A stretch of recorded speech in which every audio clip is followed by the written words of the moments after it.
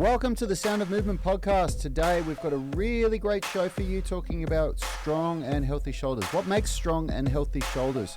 Well, we've gone through a week of YouTube videos revealing 5 key lessons that are going to be breakthrough moments for you, and we're going to reveal them in this show today.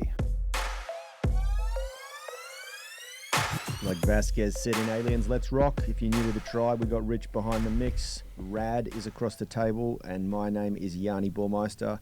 Together we are Unity Gym, experts at turning driven people into athletes. This episode is brought to you by the Unify Movement System, the only online program effectively balancing strength, flexibility and fitness so you can unleash your inner athlete. Get daily coaching by us, plus our epic gym and at-home programs. The revolutionary structural balance blueprint, which will enable you to create your ideal program and optimize your performance. As a valued listener, you can always use the link in the description to get your first month absolutely free. It's a no-brainer. Get in there, tribe. We're also very, very excited to announce today that an epic 72-hour flash sale has just begun for all of our rehab programs: knee rehab, back rehab, shoulder rehab, forearm and elbow rehab. You do not want to miss this one. These programs are a fantastic addition to your toolkit if you take your training seriously, or if you're a practitioner, physiotherapist or physical therapist. Get in there, and you've got 72 hours. We'll link in the description also. Before we get started, warm welcome if you are on the UMS Movement Mastermind watching the replay or have jumped over live onto our YouTube channel, and a big shout out to everyone listening on the podcast. If you like what you hear, subscribe to the channel, to the podcast, and remember, it's free to join the UMS Movement Mastermind. Anyone can jump over to Facebook, look for the group, and join us. How are you, Rad? Yeah, I'm good. Really good. End of deload week for us here, or for me, in the at-home workouts. So feeling pretty good, ready for phase 6 of the program, launching on Monday next week. If you haven't checked them out, go and have a look at some of the live streams from this week and have a look at our 1-hour workouts. It's pretty good. And just enjoying, the content strategy that we've got going now. We've definitely got more organization than we've had for a while, so it's good. And this is a good topic. This is something that's near and dear to my heart because I've actually successfully recovered from 2 slap tears, one in each shoulder in the past 2 years. I suffered a slap tear in my right shoulder and torn supraspinatus, it was first, on the right side, rehabilitated that one, and then had a slap tear in the left shoulder and a torn infraspinatus, and I rehabilitated both of them without surgery. So a result of that was creating our shoulder rehab program. That was a result. You know, when I successfully rehabilitated my shoulder, you said to me, let's turn that into a program, you know, now that we've got a process that works. And it's been used by hundreds of people around the world now to successfully do the same thing. Shameless plug, we're actually putting that program and all our other rehab programs on sale this weekend as a flash sale. So if you want to see how we did it, you can grab any of our rehab programs at a really great price for this weekend only. I'm sure there's going to be a link in the description of this video and this podcast. But yeah, anyway, so it is something that, when I had those injuries, I am not the kind of person that would ever settle for anything but the best outcome possible. And worked with a couple of great physios, currently working with the guys from ADPT.physio, who run their clinic out of our gym and who also do online consultations. And Nilesh says to me, he laughs at me. He laughs sometimes when he says, what we're doing right now is getting that last 8%. You've made a recovery like most people would never make. And when I talk to the guys at my work, he works at for the GWS Giants, which is an AFL team in Sydney. It's basically some of the best athletes in the country in a sport in Australia called the Australian Football League. And when he tells them what he's doing with me and what I can currently do, they apparently, a lot of the physios laugh at him and say, why would you even bother? Like, he can already do all this stuff, just get him out there playing again. But he makes these jokes saying, for you it's different. You want to get that last 10% that matters to you, and it absolutely does. So when we talk about this stuff, we're talking from experience. I said all of that to pre-frame, why you should listen to us, because Yanni's rehabilitated some shoulder injuries himself. I'm sure he'll tell you about them in just a sec. And we've both done it without surgery. So we do have a really good understanding of what makes strong and healthy shoulders. We've got some skin in the game, as Rad would say usually. Before we go on, Tribe, I want to get all the people watching live to introduce themselves in the comments. Let us know who you are, where you're tuning in from. Yeah, say good day. And if you hit the like button. I can see we've got Gunnar Nielsen there, a beloved Tribe member from Unity Gym. Gunnar just took out the merch comp, the first draw of our daily grind at-home workouts photo competition. He's going to be getting a wicked swag pack. We've got some pretty cool stuff coming up. But yeah, let us know who you are, where you're tuning in from, and smash that like button. Send us some love. It helps us get this discussion out to more people. Yeah, like Brad said. Go on, you were about to say something? Well, I was just going to answer Gunnar's question because it's a really good question. Gunnar has said, "Hi, Rad, what caused you to have your shoulder injuries? Prevention is the key." And that's absolutely right, Gunnar. And I'll try to make a long story short.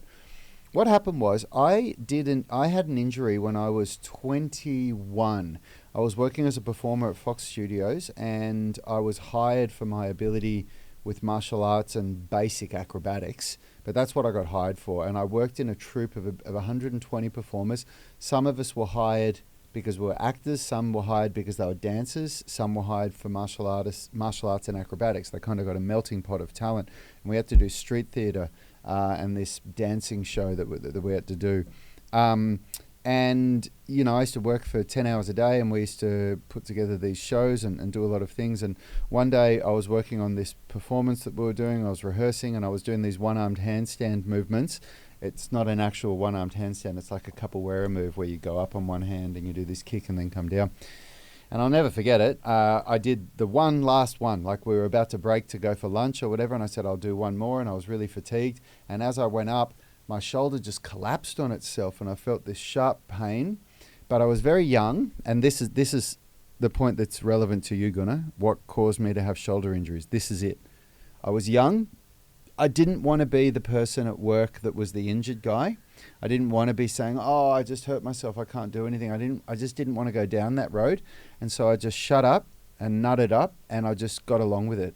And I basically, for the next 10 years, I remember right through my 20s, like I basically did what everybody does that the guys from ADPT Physio say is wrong, which is I rested it. I avoided things that caused pain until I couldn't really feel pain anymore.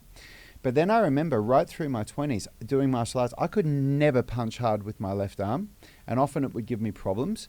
And then when I got out of the army and I was 34 and I started doing weightlifting with Yani, it was when I started doing Olympic weightlifting and I started throwing some pretty heavy weights above my head that I started to really feel problems in my left shoulder. And again, I just thought, I've just got a dodgy left shoulder, and I didn't do anything about it. So no rehab, nothing.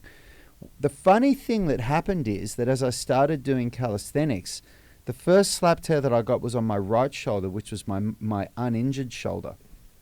And now that I've gone through this process of rehabilitating both of them and working closely with Phil and Nilesh, I realized that what I was doing is that because the left side was so weak, when I was doing calisthenics movements like the planche, it was a tuck planche that I did my first slap tear on, and that was only 2 years ago, about 2.5 years ago.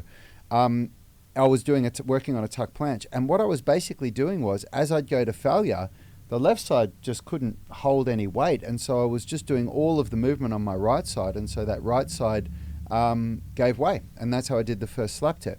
So then I rehabilitated that side, and then I started to become aware that I needed to, really use my left side more, and I needed to be more, bilateral focused rather than just, relying on my good side. And then I did a slap tear on my left shoulder. Now, that slap tear on the left shoulder probably happened 22 years ago, and I just re-aggravated it. That's probably what it was. And I probably did a really bad slap tear and tore a bunch of the rotator cuff muscles 22 years ago, but never did any rehab for it. So what happened was I did the rehab that I did in the last 12 or 14 months was related to the side that was injured originally. And so only now, for the first time in 22 years, am I getting to a stage where I feel like I can actually use my shoulders and my upper body properly. So to finish off your question, prevention is key. What should you do to avoid this? Identify weak links and turn them into strengths, and do not rest injuries. That is not the solution. What you need to do is, an injury is an insight into something that's going on in your body, and rest is not best unless it's a broken bone. What you need to do is the right exercises to strengthen it and turn the weakness into a strength. Yeah, it's really important that you take that on board. And we're going to go through, because you're absolutely right, prevention is key. And we're going to go through what you can do to prevent, but also what you can do to overcome it if you've already got it, you know. And this ties very much into what the content we produced this week. You guys would have seen, if you're subscribers to the channel, you would have seen the 5 tutorials that went live this week. We broke it down into 5 steps. This is how to level up the health of your shoulders, flexibility and strength. And it's really, really important that you understand all 5 of these steps, because they all play a major role. They are all very, very important. And the shoulder is that one joint in the body. It's the most versatile joint, but it's also, its versatility creates vulnerability if you're not training it properly. The shoulder is capable of extreme feats of flexibility and mobility when you see it at the most extreme level, but it's also capable of developing insane amounts of power and force if trained properly, you know. Otherwise, you wouldn't be able to do pressed handstands and all that sort of stuff, and or back handsprings, flips, things like that, you know. So getting it right is very, very important. And we want to make sure, and Rad and I have both come, and Richard as well, have come from both ends of the spectrum. I had a really bad left shoulder injury, a dislocation that tore the whole front section of the cartilage labrum away from the bone, which is a very, very important part of the shoulder. And I've also done quite severe damage to my right shoulder. I've actually done 5 quite major injuries, and most of them come, as Gunnar sort of said here as well in the comments, they generally come years ago before you knew how to train properly, right? And it's hindsight's a hell of a thing. If you knew what you know today and had applied that growing up as a 20-something-year-old or even a teen, you know, both Rad and I have backgrounds in martial arts and boxing, and I would have loved to. I would have loved to not allow my posture to become compromised from boxing and keep structurally balanced. And that's the first step. The first step is how you train in the gym for strength. It comes down to creating workouts that are completely balanced. Most people know how to strengthen the shoulder girdle with the big movements like the bench press, the overhead press, chin-up variations and rowing variations. Think horizontal push-pull patterns and vertical push-pull patterns. But the first key point that we want to drive home today is that it's not just about doing those movements, it's about doing them in balance. And what we mean by that is for every horizontal push, there should be a horizontal pull. Yep. And for every vertical push, there should be a vertical pull. And for every vertical plane movement, there should be a horizontal plane movement, or vice versa. And not many people get that right when they're programming. Not even coaches get it right. Yep. The amount of coaches that I see still today who offset the bench press with a vertical pull. Yeah. You know, they don't offset the bench press with a horizontal pull, they offset it with a chin up, you know. And it just doesn't create really strong and really bulletproof shoulders. And that's the very first step. The very first step is to, yes, we know we need to build strength. Rad now knows that. He probably wouldn't have destroyed his shoulder originally doing acrobatics if he had a bit more strength, a bit more mass there. I certainly wouldn't have. I was doing a backflip off a wall and my feet hit the floor and I ended up not rotating and had to turn it into like a handspring, but with way too much force onto my left shoulder that partially dislocated my left shoulder, you know. And it's one of those things that if you had a lot more mass, there's a good chance that it wouldn't have happened in the first place.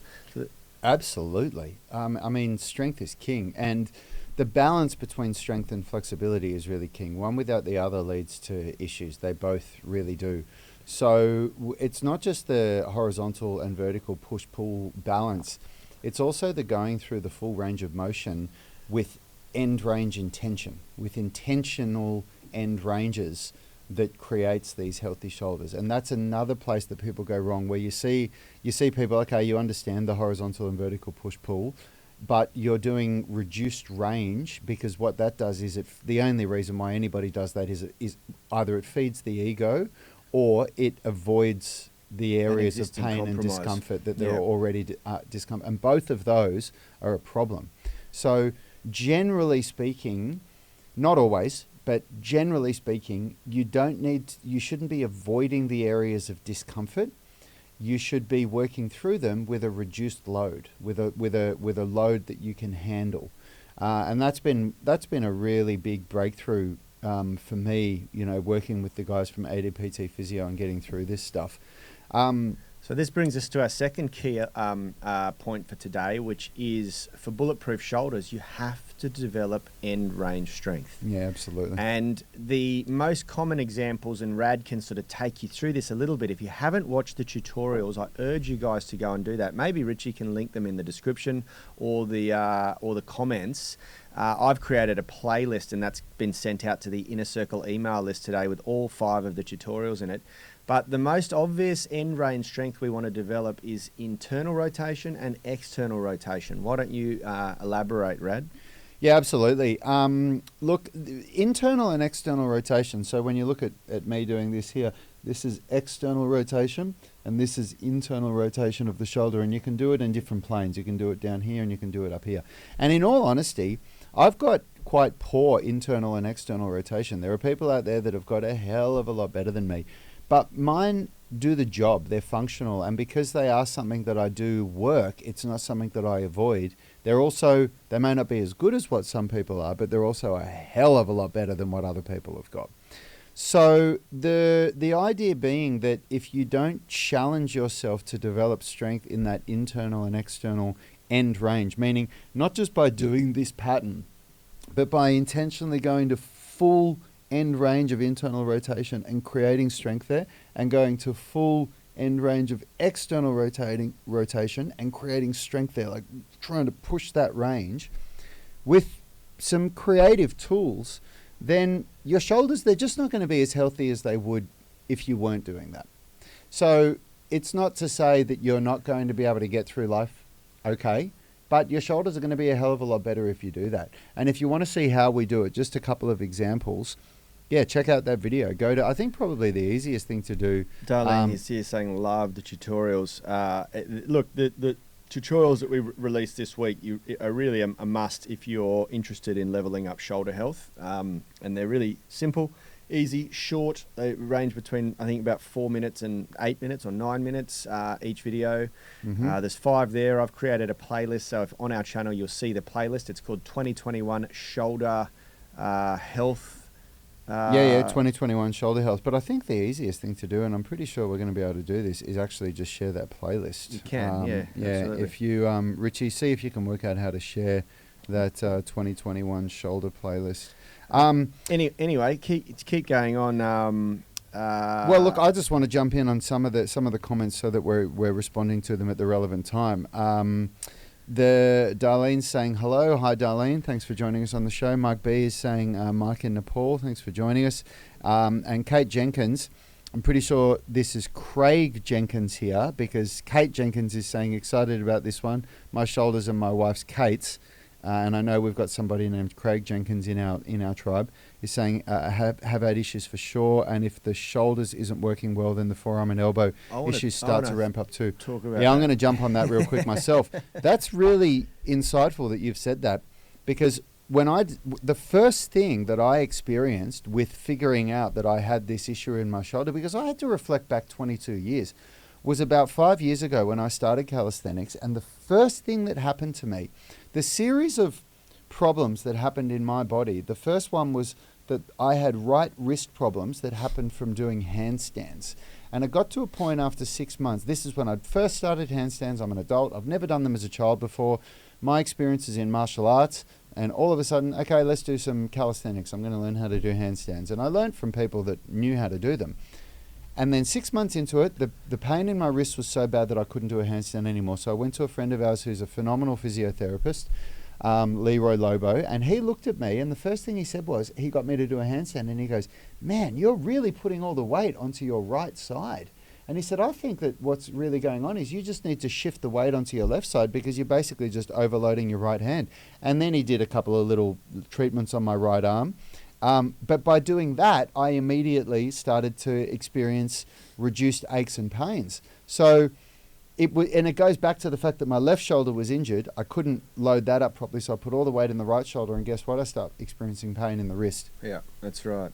It's the exact same thing happened to me, and this is something that I want to point out, and it's the benefit of working with a really good physical or physiotherapist is that they will look at the cause and not the symptom, and they'll go, okay, so what's going on? What's causing that? The same thing happened to me. I was protecting an old injury, and I was overloading other areas of my body, and you look at that going, man, there's a weakness here. What's going on here? But then when you have someone who knows what they're talking about have a look at you doing the movements, they go, man, you're just putting too much load through that part. What are you protecting on the other side, you know? Felicia Barnwell said here, my husband has jiu-jitsu shoulders. Look, any practice, any movement practice that hasn't got an emphasis on efficiency and balance is going to create imbalances in the body. You know, the same thing happened to me with boxing. There's a lot of pushing movement patterns with boxing, not a lot of pulling movement patterns, not a lot that corrects posture, you know, and all of these practices have their pros and cons, you know. And unless the practice is specifically designed to balance, structurally balance the body, then you have to do something, a form of training that does so. And that's why we created the Unified Movement System. We all had our sports, we all had our means to demonstrate our physical capability, but we didn't have a really good training platform that would create the foundation that we could use to deploy into that sport or physical activity or hobby that we had: martial arts, boxing, football, rugby, soccer, gymnastics, calisthenics, CrossFit, whatever it is, you know. And that's one of the things, one of our philosophies here, that we separate training and competition. We like to have a way to demonstrate our strength, our skill in competition, but we also take our training very, very seriously, and the two are completely different. We got a bunch of people live. Smash that like button if you haven't already. Yeah, we've got some great comments. We'll continue answering your comments later in the show, Tribe. We're gonna stay on topic, and we'll keep. But I have found the playlist for the 5 videos, and I've just shared it in the comments. And then if you're watching the replay later, we'll make sure that it goes in the description of the video. So the next step is the really. This is a big call, and I know this is a big call. But these two movements make up the basis and foundation of our shoulder rehab program. And the reason why is because Rad and I both, when we implemented this stuff, we had 2 entirely different injuries that were treated exactly the same way by one of the best physios in the country. Rad alluded to him just before, Leroy. And, you know, I hurt my shoulder in about 2006 the first time, where I did my slap tear, and I saw 3 surgeons who said I needed a reconstructive surgery. The 4th surgeon said, no, I want to see what we can do with some rehab. And that's when I went off to see Leroy, and I ended up not needing surgery. And it was a severe injury. And yes, the labrum was never reattached to my bone, but what I learned to do was to create enough muscle mass and support that I didn't need it anymore. And that's far better than going under the knife, because when you go under the knife, it's not guaranteed to fix the problem, but it is guaranteed to cause more damage by cutting through muscle tissue and potentially, you know, disrupting the nerves and all that sort of thing. So you want to avoid going under the knife at all costs and only do it as a last resort. And what we were really quite shocked is that these two movement drills, and there are a few different variations that you can do, had such a profound effect on such different injuries and such different, what we thought would be needing different rehab protocols.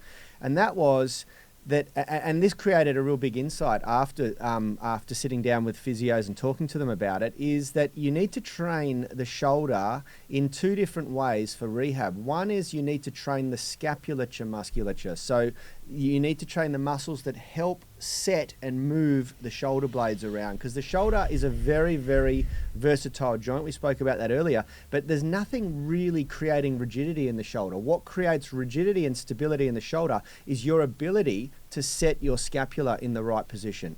And so the muscles that we're talking about here are the traps and the rhomboids, primarily the levator scapula, the serratus anterior, the muscles that really set the scapula down. And there's a couple of really great drills, and we demonstrated them in the tutorial, where we want you to externally rotate and set the scapula in place and then slowly start to load those movements up. So we're drilling that, because with that movement, it's really more about retraining the brain, strengthening the neural pathways, and that carries over to all big power movements like bench pressing, like overhead pressing, like hand balancing, planche movements, things like that. You have to be able to create rigidity in your shoulder girdle. And the second is we need to create we need to train the shoulder stabilizers, referring to the rotator cuff muscle and those scapular stabilizers in anti-stabilization movements, the way that they're used in the real world. You know, a lot of strength and conditioning coaches have created a staple of training internal and external rotation, a lot of physiotherapists as well, and they're really important movements to strengthen. But you have to add anti-stability exercises as well. And we start that off with a very simple medicine ball wall drill, wall pattern, to start really switching those muscles on and training those stabilizers. And then we can progress it to anti-stability movements with inverted kettlebells. There's even wobble bars and all sorts of different things that you can do to create instability and have to fight that instability, you know. And just understanding those two principles, and if you break it down into two movement drills, anti-stability movements and scapular, what would you call it? Stabilization. You will overcome pretty much all, and it's a big call, but you will overcome almost all shoulder injuries. Yeah, it's that true. Is, if you've got a compromised shoulder right now, if you're experiencing shoulder pain, those are the two drills that we would recommend you start doing. Yeah, I mean, a breakthrough for me was when I was told by the physios that we've worked with and that we've spoken about on this show. What they told me was, they said, what happens when you get a shoulder injury like a slap tear or torn rotator cuff is that the shoulder goes into lockdown, and it basically, as a response to protect itself, it freezes up and it reduces your range of motion by, you experience pain if you try and push beyond a certain range of motion. And that serves its purpose because it generally, got the tear from a position that was outside of this resting position here. So it's trying to protect itself from getting worse. And so again, it serves a purpose. And then what happens is, over the space of literally weeks, the muscles that normally work together to prevent the glide in the humerus, the joint glide, so the humerus is meant to move like this, but it's not meant to move like this in the joint. So that we're talking about the bone here, the upper arm. And also the muscles that stabilize the scapula and keep it where it's meant to be, which works synergistically with the glenohumeral muscles, the rotator cuff. They forget how to do their job.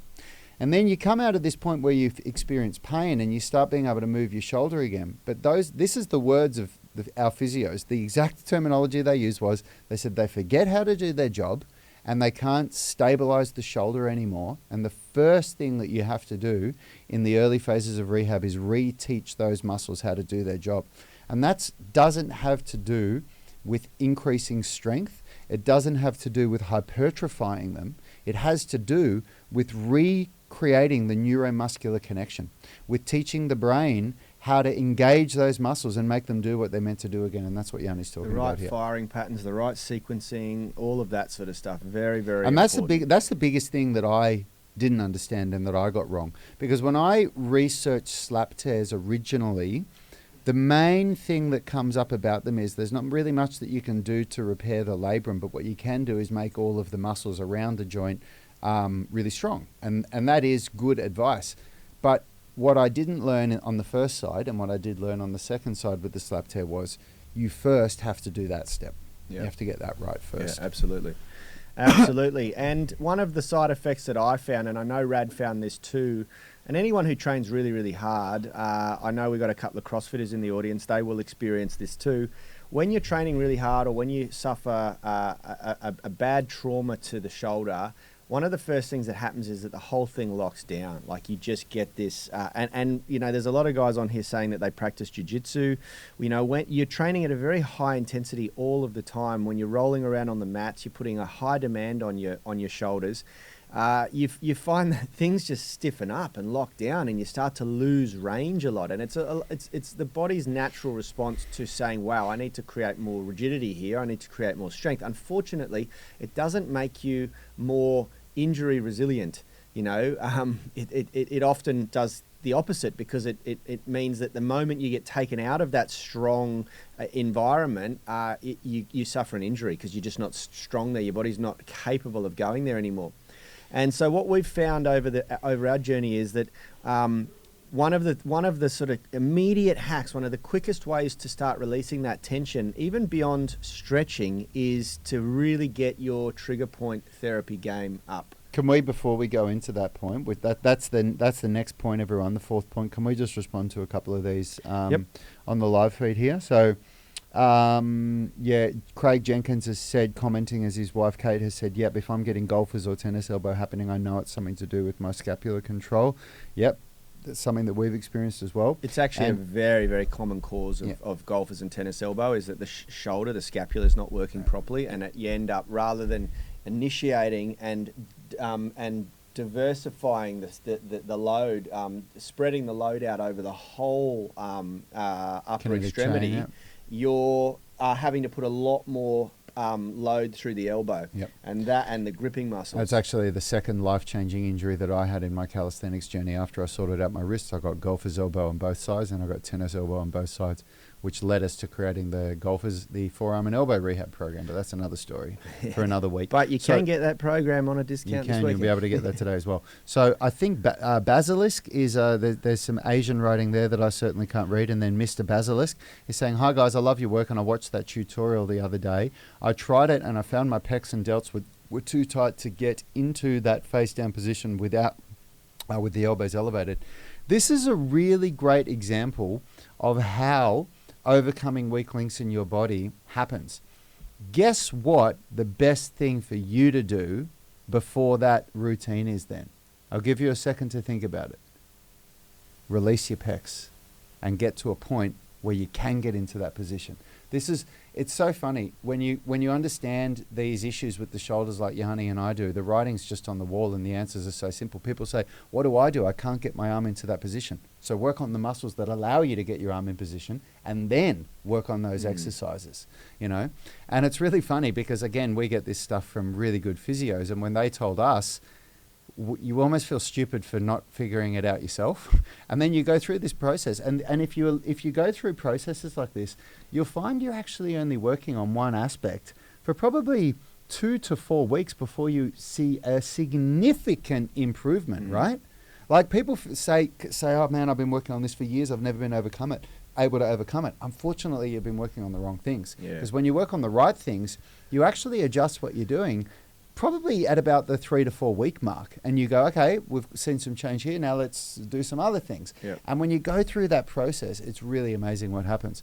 And then Diane's saying, as an oldie who really wants to develop some kind of mastery with Olympic lifting, constantly working on internal and external rotation has given me some hope that I can achieve this. Yeah, you're absolutely right, Diane. You skipped Oscar. Oh, Oscar. Do you think back and glute muscles imbalances could make a bad impact on shoulder? Look, here's the thing, Oscar, and we're a firm believer of this. You should be training the whole body as a system. You know, don't compartmentalize things. It's very hard to do so, especially if you've come from a bodybuilding background like myself, where everything's broken down into muscle groups that you train individually.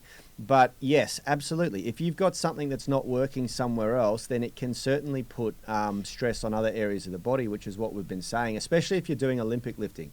You know, if you're doing Olympic lifting and you're doing snatches and things like that, or overhead squats, you're going to find that if there's something not working from the bottom, it'll travel up. You know, it'll affect all of the joints above. So So I'm just going to jump ahead here real quick. So Mr. Basilisk is saying elevate the chest ? And then release pecs. We're going to talk about this in just a sec when we talk about these trigger point things. No, it's not just release the pecs. It's release the whole shoulder girdle. It's do trigger point release on all of them.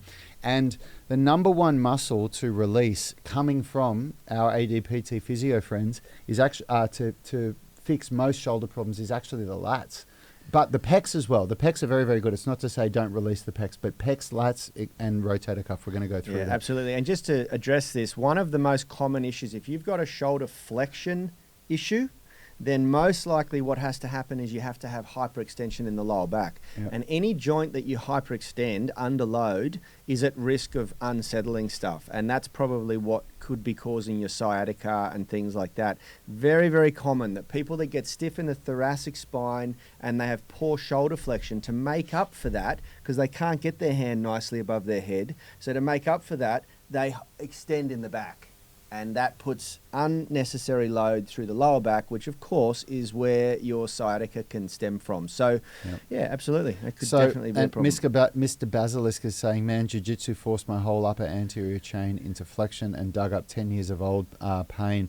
Jiu-jitsu does not have a very balanced vocabulary of movement. Yani, in my experience with martial arts, is that all martial arts have quite a bad vocabulary of movement. Most of them produce pretty imbalanced bodies from our experience. Not to say that they're not good, but they've got their place. God, I wish I knew the UMS when I was doing martial arts. That's I really exactly do. Right. All right, so onto our fourth point is trigger point release, and that's where there's the video of me holding all the toys, going, oh my God, what do I use? That's a really good video to get you started on it, honestly, and it's been a massive part of rehabilitating these injuries, because what happens is, and again from the ADPT physio guys, from what they tell us, when you have injuries that aren't dealt with and your body tightens up as a response from it, often it won't release it. And I asked Nilesh, I said, so what happens when you do a trigger point release on me and then I all of a sudden walk out and feel better? What's actually going on in the body?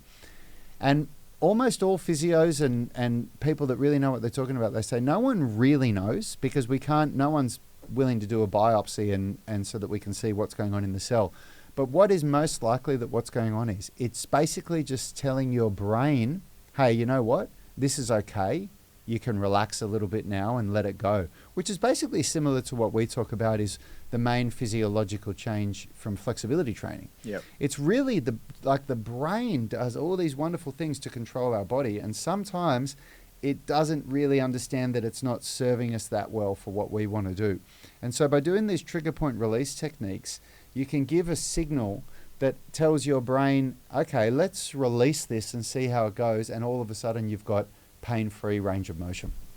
Yeah, I think it's just a way of sending a signal. Your body works off the perceived experiences, and if you're perceived to be compromised or you've got a little bit of discomfort, by increasing that, turning that volume right up, that signal right up, by pressing into it with a trigger point, either someone's thumb or a massage ball or a massage gun, a Theragun, or one of those Theracanes that Rad demonstrates, you amplify that exponentially. And then when you remove that, the brain kind of goes, oh, well, I've just dealt with something 100 times worse than this. Maybe I don't need to tighten that area up anymore to protect it, because it actually feels quite good in comparison to what I just experienced then, Yep. And I think it has something to do with, just sort of hijacking that signal and using it for your advantage, because the body, or everything you experience throughout your body is a symptom of your brain. You don't have pain receptors in your extremities. Your brain is just communicating back and forth with different cells and different parts of the nervous system, and it's perceiving, okay, there's something here that I need to be aware of. I'm going to restrict movement there, or I'm going to tighten that, or I'm going to cause a spasm in that group of muscles. You're just hijacking that system, I think, by doing these trigger point and stuff like that. And there's 3 areas that we really like for the shoulders: the lat tricep junction through the arm here, also where the infraspinatus and some of the rotator cuff muscles join in. That one's going to be good. Like, you'll feel it, you'll know about it if you hit it. It'll take your breath away. The supraspinatus in top of the shoulder, where you get a massage ball. It's easiest with a Theracane. If you don't have one and you've got a massage ball, you can lean forward, almost like you're going to tackle a corner of the wall, something solid, and jam that ball in and give it a good massage. It's going to feel really good, that one, because you get through the upper traps, which often carry a fair bit of tension. And then the last one is the pec minor, and the pec minor is really important because don't underestimate how much tight pecs are going to pull the shoulders forward. Rounding the shoulder is going to create a dysfunctional joint. You're going to experience more joint glide. You're going to experience rubbing on passive structures that the humerus head is not meant to rub on or bash against, and it'll make it very difficult to go into shoulder flexion. You know, you need to have that open up. So, yeah, those are the 3 areas that we really like to hit. And the last step in training shoulders for optimal shoulder health is the 3 best shoulder stretches that you're probably not doing, which, you know, we have a disclaimer with stretching and compromised body, which is that most of the time when you have a pain, it is a form of tear. You know, a spasm is a little bit different, but if you've got like an injured to the area, it's usually a grade 1, 2, or 3 muscle tear or tendon tear. And just like stretching the skin when you're trying to let a scab heal or a cut heal or a graze heal, it wouldn't help, you know, and stretching a muscle or a tendon is exactly the same. You're going to open up or make worse or exacerbate whatever the tissue tear is. So you need to understand that although stretching can feel therapeutic, it's not the answer to injury management. It's usually strength and blood flow is the answer to injury management. But that said, if you can rule out a muscle or tendon tear, then you at this point you are ready to start stretching, and you want to stretch, but you want to stretch effectively, you know, and it's not really what you think, you know, like it's not stretching the deltoids and things like that. The first part that I always start mobilizing first is the thoracic spine. If you can't go into extension in the thoracic spine, if you're locked up here, then you've got Buckley's chance of getting good shoulder flexion. You have to be able to open that up, and you can do that test. Slouch in the thoracic and try and get your shoulder over your head. I got great flexibility in the shoulders. I can't do it myself, you know. So that's the very first step. And we use foam rollers and spinal mobbing. We use the peanut rollers to get in a bit deeper. And the second step from that, and everyone can do these two, that's why I love them so much, is bodyweight hanging. Bodyweight hanging creates that decompression of the shoulders, decompression of the spine. You can start, and we usually recommend you start with your tippy toes still on the floor so you can manage the weight, because you do want to be able to hang for at least, you know, 10 to 15 seconds to start with and build right up to doing 60-second holds, you know. But just that dead hang, bodyweight, letting the shoulders really elevate, letting everything decompress is going to do wonders for your upper body shoulder health and posture. And then the final one is the lat tricep insertion. Insertion stretch. Why don't you explain that? Yeah, well, the theory is that the lat and the tricep insertion in the shoulder joint cross over each other. And so the idea of, because they both, if they're both of those muscles are tight, they're going to restrict shoulder flexion. So the idea is that you won't get the same result when you only stretch one at a time. You want to stretch both of them at the same time, and the lat tri-insertion stretch does that. And it's a loaded stretch as well, which means that it creates strength through range, and it's very effective. We've had great results from people that do that. Yeah, absolutely. And that wraps up the shoulder series, Tribe. It's been a really, really fun one for us to do because we've got a lot of history with shoulder injuries. A couple of late people joining in, Balu and Alvin. Make sure you watch the 5 videos, guys. The videos. There's a link just above in the comments. Watch that series. You'll learn heaps about overcoming shoulder impingement. Shoulder impingement is due to a dysfunctional shoulder. It's due to the humerus hitting areas of the body that's not meant to. It can really inflame the supraspinatus head that comes through the shoulder joint there, and it attaches to the top of the humerus. And yeah, it's really, and if you want to go deeper, then get the shoulder rehab program today. Is it a playlist? It is. Yeah, there's a playlist. Yep. It's in the description of this video, man. If you look at the description, it's right there. I can see the link. Yeah, that's right. Now, guys, if you want to take it further, if you want to overcome any injury, if you take your training seriously, if you're a practitioner, a physiotherapist, a physical therapist, a chiropractor, whatever, get our shoulder rehab programs this week. We don't do them on sale very often. You can grab the whole lot in a bundle. Most physiotherapists do that. And if you're just serious about your training, if you're a CrossFitter, if you're a powerlifter, if you do any sort of sport, they're great tools to have in your toolkit to use when you need them. We teach you how to incorporate them into your training so that it doesn't interfere. Rehab is not a naughty chair in the corner. It's not like, oh, stop everything, I'm rehabbing. Rehab is just about working around issues that you're experiencing in the body. And that's one of the biggest insights that we can give you guys. It should not interfere with your regular training. It should add to it. It should just enhance it a little bit and make it specific to the weaker links in your body. So get that sale. Emails are going to be going out soon. Get yourself into the UMS Movement Mastermind if you want to grab it right now. We'll try and link it in the description here on YouTube. I will. I'll do it right now. Yeah. And we will see you all next week for phase 6 of the UMS at-home workouts dropping Monday. See you soon, Tribe. Have a good one, guys. Have a great weekend. Health is about performance, not just body image. You better be willing to accept what you're going to have to do to get there. We'll start focusing on movement goals, strength goals, flexibility goals. When you nail that skill, it's there forever. The body image goal doesn't get you that far. It's the consistency and frequency that's going to get you there. It's not the intensity. There's no shortcuts to mastery and movement. Destination doesn't change overnight, but your direction will. The gym is not the place to beat up the body that you hate. It's the place to build the body that you love. We are the gym that teaches people how to move instead of just exercise, because we believe that health is about performance, not just body image.